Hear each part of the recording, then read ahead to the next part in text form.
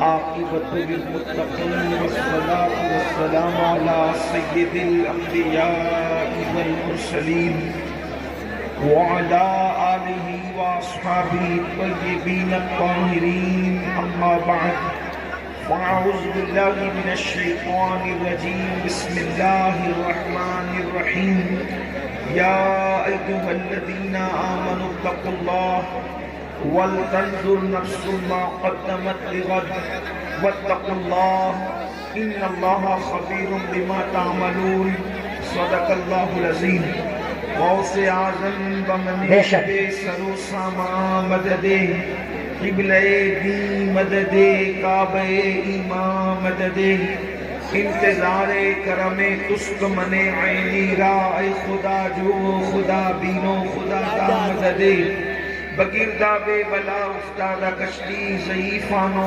شکستہ رات پشتی بحق کے خواجہ عثمان ہارون مدد کن مدد کن مدد کن یا معین الدین چشتی منبر پر جلوگر حضرت علامہ غلام جیلانی حبیبی صاحب وہ جمیع ذوی الاحترام ذوی الاحتشام باصفا علماء کرام حاضرین محفل عزت ماں پردہ نشین ماؤں اور بہنوں السلام علیکم ورحمت اللہ وبرکاتہ۔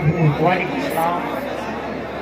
انتہائی احترام و عقیدت کے ساتھ اپنے اور ساری کائنات کے مرکز عقیدت انیس بے کساں چارہ ساز درد منداں ہم غریبوں کے غم گسار ہم فقیروں کی سرور شہر یار ارم تاجدار حرم نوبہار شفاعت شب اسرا کے دولہ نوشے بزم جنت دانائے سبل مولائے کل ختم الرسل خسرو خوباں سیاح لامکا وجہ کن فکا در اللہ المکنون سر اللہ المخزون عالم ما کانا وما یکون آب و گل انبیاء جانو دل اصفیاء مطلع ہر سعادت مقطع ہر سیادت خلاصہ کائنات فخر موجودات حضور احمد مجتبی محمد مصطفیٰ ارواحنا فدا صلی اللہ تعالی علیہ وآلہ وصحبہ وبارک وسلم کی بارگاہ بے کس پناہ میں جس طریقے سے پڑھاؤں بلند آواز سے میرے ساتھ مل کر پڑھیں الصلاۃ والسلام علیک یا رسول اللہ، الصلاۃ والسلام علیک یا نبی اللہ، الصلاۃ والسلام علیک یا حبیب اللہ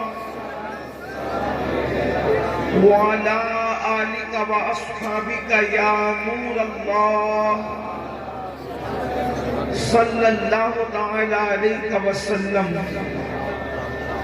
راہ پرخار ہے کیا ہونا ہے، راہ پرخار ہے کیا ہونا ہے، پاؤں افکار ہے کیا ہونا ہے، تیرے بیمار کو میرے عیسیٰ غش لگاتار ہے کیا ہونا ہے، دور جانا ہے رہا دن تھوڑا، دور جانا ہے رہا دن تھوڑا، کوچ تیار ہے کیا ہونا ہے، دل ہمیں تم سے لگانا ہی نہ تھا اب سفر بار ہے کیا ہونا ہے، کل وہاں دید کا دن اور یہاں آنکھ بیکار ہے کیا ہونا ہے، اوروں سے چھپ کے کیے جس کے گناہ وہ خبردار ہے کیا ہونا ہے، اور کیوں رضا اڑتے ہو ہنستے اٹھو، کیوں رضا اڑتے ہو ہنستے اٹھو، جب وہ غفار ہے کیا ہونا ہے۔ آج کی ایک خوبصورت ترین محفل قادری حبیبی کمیٹی کے نوجوانوں نے منعقد کی ہے، اور آج کا حسین و جمیل عنوان سرکار غوثیت مآب رضی اللہ تبارک و تعالی عنہ کی ذات ستودہ صفات ہے۔ سبحان اللہ سبحان اللہ۔ اس سے پہلے کہ سرکار غوثیت مآب رضی اللہ تعالیٰ کی زندگی سے کچھ روشنی حاصل کی جائے، جس آیہ کریمہ کی تلاوت کرنے کا شرف حاصل کیا گیا ہے۔ اللہ پاک کی بارگاہ میں دعا ہے کہ اللہ رب العزت اس کے متعلق مجھے حق کہنے اور آپ سب کو حق سن کر اس پر عمل کرنے اور اسے عام کرنے کی توفیق عطا فرمائے۔ یقیناً ہزاروں کی تعداد میں عاشقان رسول کا یہ جمع غفیر اس بات کی غمازی کر رہا ہے کہ ہمارے دلوں میں کل بھی سرکار غوث اعظم کے لیے محبت تھی اور آج بھی ہمارے دلوں سے ان کی محبت کو کوئی نکال نہیں سکا۔ آج بھی ان کی محبت ہمارے دلوں کے اندر سمندر کی موجوں کی طرح ٹھاٹھے مار رہی ہے۔ اللہ رب العزت عقیدتوں کے اس ماحول کو سلامت رکھے۔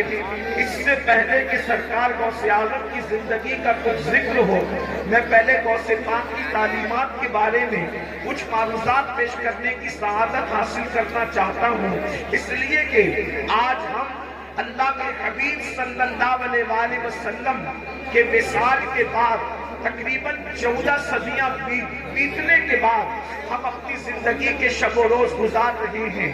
اور یاد رکھنا، دور جس طرح سے میرے آقا علیہ الصلوۃ والتسلیم سے فاصلہ بڑھاتا جائے گا، جتنا میرے آقا علیہ الصلوۃ والتسلیم کے خیر القرون سے خوبصورت زمانے سے زمانہ دور ہوتا جائے گا، اتنی ہی غفلت بڑھتی جائے گی، اتنی ہی بے حیائی بڑھتی جائے گی، اتنی ہی بے برکتی بڑھتی جائے گی، اتنے ہی جرائم بڑھتے جائیں گے۔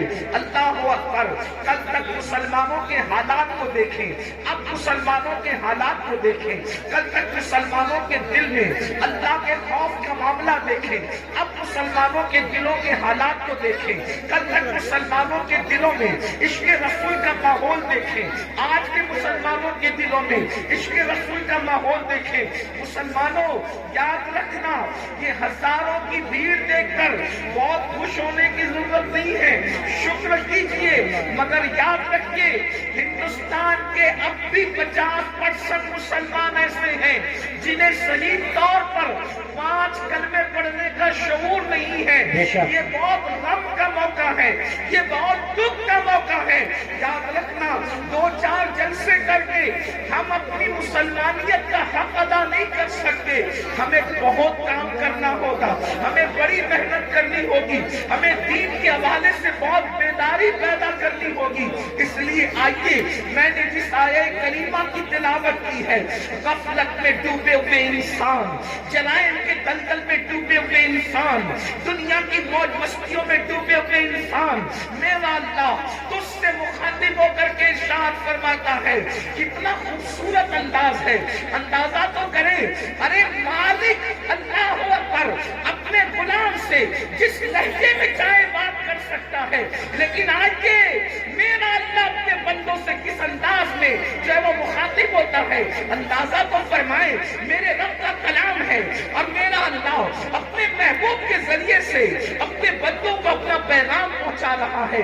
آپ اندازہ کریں، ایک معمولی سا سیٹ اپنے مزدور کو اچھے لہجے میں بات کرنا اپنی توہین سمجھتا ہے، مگر یہاں کلام خدا بندی کا تیور دیکھیں، میرا رب اپنے بندوں سے کس طرح مخاطب ہے۔ ارشاد فرماتا ہے، یا ایھا الذین آمنو، اے ایمان والو، اندازہ تو کریں، ہم سے پہلے کسی امت کو، ہم سے پہلے نہ موسیٰ علیہ السلام کی امت، نہ یوسف علیہ السلام کی قوم، نہ یعقوب علیہ السلام کی قوم، نہ ابراہیم علیہ السلام کی قوم، کسی امت کو اس لقب سے نہیں پکارا گیا۔ اگر یہ پکارا جا رہا ہے تو صرف امت محمدیہ کو پکارا جا رہا ہے، اور اس کی وجہ یہ نہیں کہ ہم بہت بڑے ہیں، نہیں، بلکہ وجہ یہ ہے کہ اللہ نے ہمیں محبوب کی امت میں پیدا محبوب سے پیار ہے تو محبوب کی امت سے بھی پیار ہے۔ کیا کہا جا رہا ہے؟ اے ایمان والو، اے ایمان والو، اتقوا اللہ، اے ایمان والو اللہ سے ڈرو، اور پھر وَلْتَنْظُرْ نَفْسٌ مَا قَدَّمَتْ لِغَدٍ، قیامت کے دن کے لیے تم نے کیا روانہ کیا؟ قیامت کے دن کے لیے تم نے کیا بھیجا؟ اپنی آخرت کی تیاری کے لیے تم نے کیا روانہ کیا؟ اس سلسلے میں غور کرو، اس سلسلے میں فکر کرو۔ اندازہ فرمائیں میرے پیارے آقا صلی اللہ علیہ وآلہ وسلم کے پیارے دیوانوں، ذرا غور کو کریں۔ اللہ رب العزت ہمیں فکر دے رہا ہے، مولا کریم ہمیں بیدار فرما رہا ہے۔ اللہ کی مشیت ہمیں غفلت سے نکالنا چاہتی ہے کہ اے ایمان والو، اللہ سے ڈرو اور کل کے لیے یعنی قیامت کے دن کے لیے تم نے تیاری کیا کی ہے، اس سلسلے میں غور کرو، اس سلسلے میں فکر کرو۔ اور اس کے بعد پھر کہا جا رہا ہے وَاتَّقُوا اللَّهَ، اور اللہ سے ڈرو، ان اللہ خبیر بما تعملون، کہ بے شک اللہ تمہارے اعمال کی خبر رکھتا ہے، یعنی رات کی تاریکیوں میں جو کچھ کرتے ہو اس کو بھی اللہ جانتا ہے، دن کی اجالے میں جو کچھ کرتے ہو اس کو بھی اللہ جانتا ہے۔ غفلت کی زندگی جینے والوں، مکان دکان کاروبار پر اترانے والوں، اللہ اکبر، آئیے ہماری زندگی کی 6 منزلیں ہیں، ہماری زندگی کی 6 گھاٹیاں ہیں، ہماری زندگی کے سفر کے 6 مراکز ہیں۔ مثال کے طور پر ہمارا پہلا سفر مٹی سے لے کر خمیر تک کے تھا، ہمارا دوسرا سفر باپ کی پیٹ سے لے کر ماں کے پیٹ تک تھا، ہمارا تیسرا سفر ماں کے پیٹ سے لے کر دنیا میں آنے تک تھا، ہمارا چوتھا سفر دنیا سے لے کے قبر تک ہے، اور 5واں سفر قبر سے لے کے حشر تک ہے، اور 6واں سفر حشر سے لے کر یا تو کوئی خوش نصیب جنت میں جائے گا یا تو کوئی بد نصیب جو ہے وہ جہنم کا ایندھن بنے گا۔ یہ 6 سفر ہے، یہ 6 گھاٹیاں ہیں۔ اب دیکھو 6 منزلیں تھی سفر کی، 3 منزلیں تو ختم ہو گئی، 3 منزلیں ہم پار کر چکے، مگر یاد رکھنا، دل کے کانوں سے سننا، اگر آپ یہ توقع مجھ سے لے کر کے آئے ہیں کہ میں آپ کو مفت میں جنت بانٹنے کے لیے بشارتیں دوں گا، تو آپ یہ فکر اپنے دل و دماغ سے نکال دیں۔ اس کی وجہ یہ ہے کہ میں نے آپ کی خوشی کی کوئی بات نہیں کرنا، میں نے تو مولا کی خوشی کی بات کرنا ہے، اس لیے کہ مجھے بھی اللہ کی رضا چاہیے اور آپ کو بھی چاہیے۔ یاد رکھیے گا، اللہ اکبر۔ لیکن جو لوگ سن سکتے ہیں ذرا توجہ سے سنیں، 3 منزلیں ہم طے کر چکے ہیں، مگر تینوں منزلوں میں اعمال کا کوئی عمل دخل نہیں ہے۔ مٹی سے لے کے خمیر تک لانا اللہ کا کرم ہے، اس میں عمل کا کوئی عمل دخل نہیں ہے۔ اس کے بعد باپ کی پیٹ سے ماں کے پیٹ تک آنا، اس میں بھی انسان کے عمل کا کوئی دخل نہیں ہے، یہ اللہ رب العزت کی مرضی اور مشیت ہے۔ اس کے بعد جو ہے اللہ اکبر، ماں کے پیٹ سے دنیا میں آنا، اس میں بھی عمل کا کوئی دخل نہیں ہے، لیکن دنیا سے جو قبر بہتر ہوگی اس میں اللہ نے عمل کو ذریعہ قرار دیا ہے۔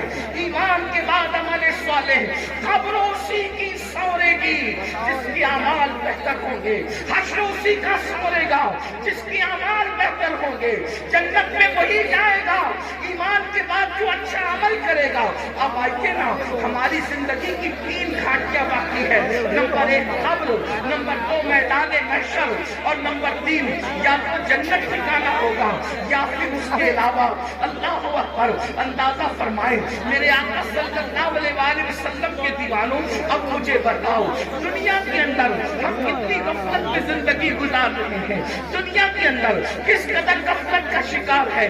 کوئی دکان کر رہا ہے، کوئی مکان کر رہا ہے، دنیا کے اندر اتنے ڈوب گئے، اللہ کا نام لینے کی فرصت نہیں، اللہ کی عبادت کی فرصت نہیں۔ آئیے میں بہت طویل گفتگو نہیں کروں گا، لیکن ایک بہت اہم بات آپ کے کانوں سے گزارنا چاہتا ہوں۔ اللہ اکبر، اللہ اکبر۔ ایک مرتبہ سیدنا عیسیٰ علیہ نبینا علیہ السلام اپنے حواریوں کے ساتھ یعنی اپنے ساتھیوں کے ساتھ ایک بستی سے تشریف لے جا رہے ہیں۔ جب آپ بستی سے تشریف لے جا رہے تھے تو آپ نے کیا دیکھا کہ بستی کے لوگ سب کے سب مر کے اونھے پڑے ہوئے ہیں، اونھے منہ پڑے ہوئے بستی کے اندر۔ اللہ کے پیغمبر حضرت سیدنا عیسیٰ علیہ السلام نے پوری بستی کو اونھے کو مردہ پڑا ہوا دیکھا تو حضرت عیسیٰ علیہ السلام نے ارشاد فرمایا اپنے حواریوں سے کہ دیکھو اللہ کا عذاب آ گیا اس بستی پر، یہ بستی اللہ کے عذاب کی وجہ سے ہلاک ہو گئی،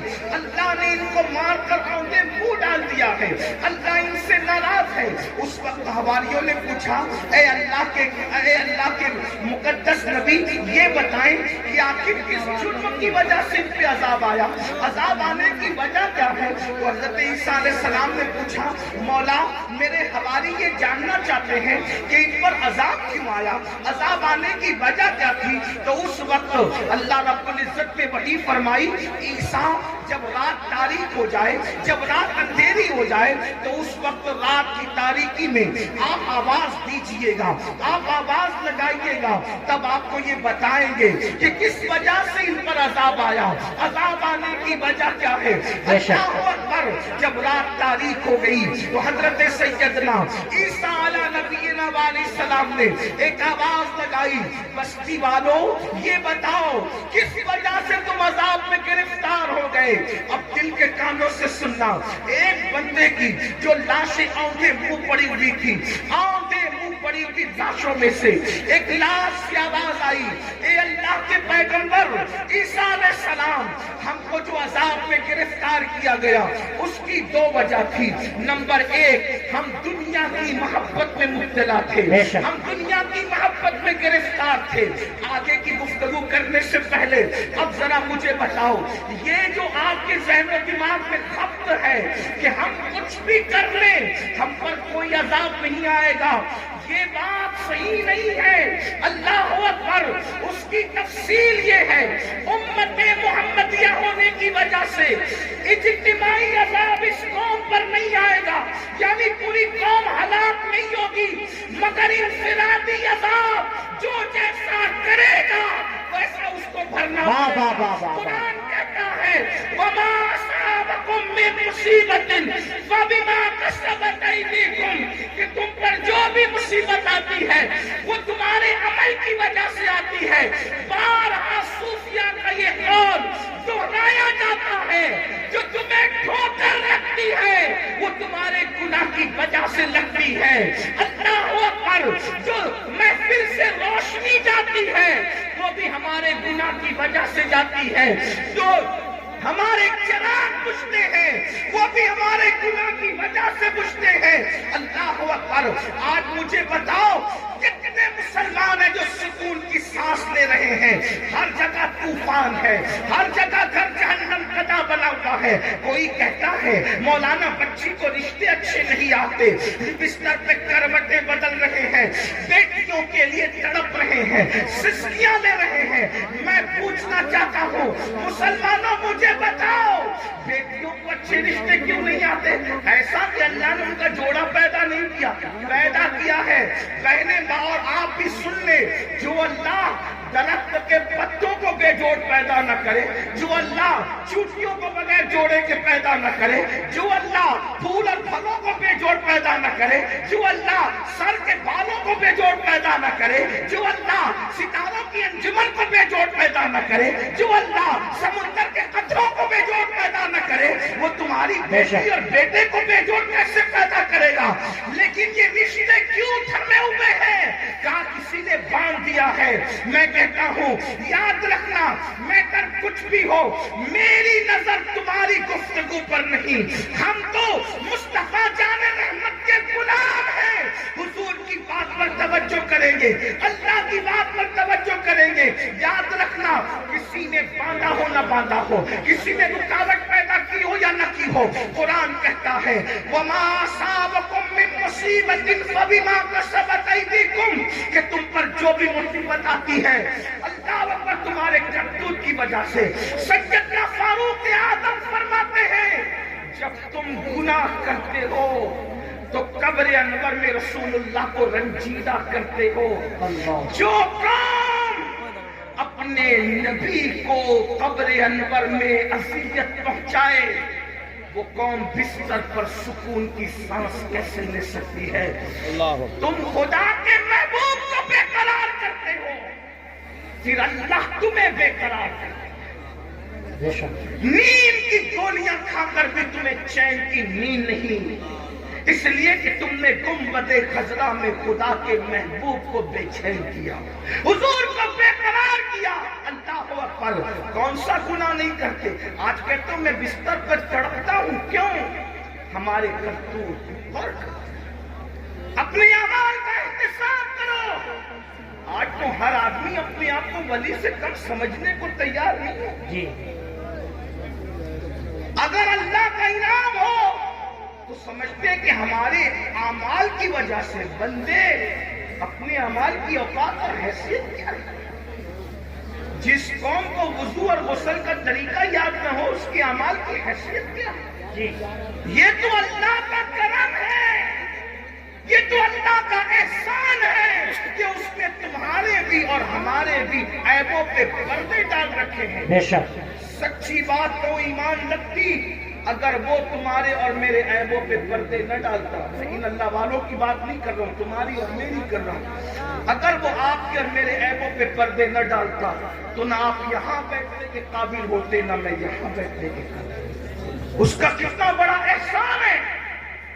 تو آج اگر بیٹیوں کو رشتے نہیں آ رہے ہیں، ہم نے حضور کو رنجیدہ کیا، اللہ ہمیں رنجیدہ کر رہا۔ ہم نے حضور کو اذیت دی اس لیے تڑپ رہے ہو۔ روزی کے معاملے میں کیوں پریشان ہو؟ روزی کے معاملے میں کیوں تڑپ رہے ہو؟ حضور کو اذیت دے رہے۔ کون سے گناہ جو نہیں کرتے؟ زنا کو تو آج گناہ سمجھا ہی نہیں جاتا، فیشن بنا دیا گیا۔